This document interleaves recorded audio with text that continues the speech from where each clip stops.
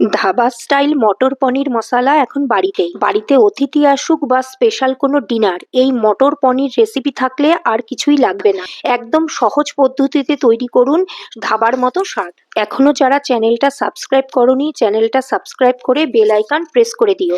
মটর পনির বানাবার জন্য নিয়েছি 1 বাটি ফ্রেশ কড়াইশুঁটি আর 300 গ্রাম পনির। প্রথমেই পনির চৌকো টুকরো করে কেটে নিয়েছি। এবারে প্যানে 3 টেবিল স্পুন সাদা তেল গরম করে তাতে 1 টেবিল স্পুন ঘি দিয়ে পনিরের টুকরোগুলো হালকা লাল করে ভেজে বাটিতে জলের মধ্যে তুলে রাখলাম। এবার ওই একই তেলে দুটো মিডিয়াম সাইজের পেঁয়াজ কুচি করে ভাজতে দিলাম। এখানে পেঁয়াজ লাল করে ভাজার কোনো প্রয়োজন নেই, পেঁয়াজ নরম হতে হবে। তাই পেঁয়াজের সাথে 1 চামচ নুন দিয়ে গ্যাসের ফ্লেম লোতে করে ভাজতে লাগলাম। পেঁয়াজ একটু নরম হলেই দুটো কাঁচা লঙ্কা কুচি করে পেঁয়াজের সাথে অ্যাড করলাম।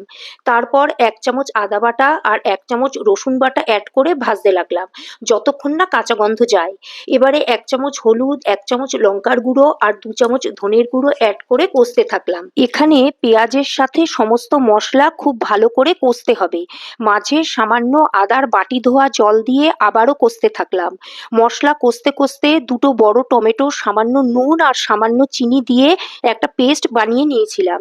এবারে সেই টমেটোর পেস্টটা অ্যাড করে সামান্য নাড়াচাড়া করে ঢাকা দিয়ে দিলাম।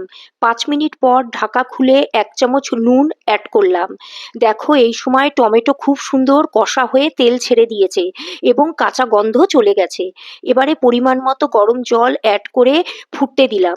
2 মিনিট পর কড়াইশুঁটি অ্যাড করে 5 মিনিট মতো ফোটানোর পর ভাজা পনির অ্যাড করলাম। এবারে পনির ঝোলের সাথে ভালো করে নাড়াচাড়া করে মিশিয়ে নিয়ে কিছুক্ষণ ফুটতে দিলাম। গ্রেভি একটু ঘন হয়ে এলে সার্ভ করে দিলাম। ভিডিওটি ভালো লাগলে লাইক, শেয়ার আর কমেন্ট করে দিও।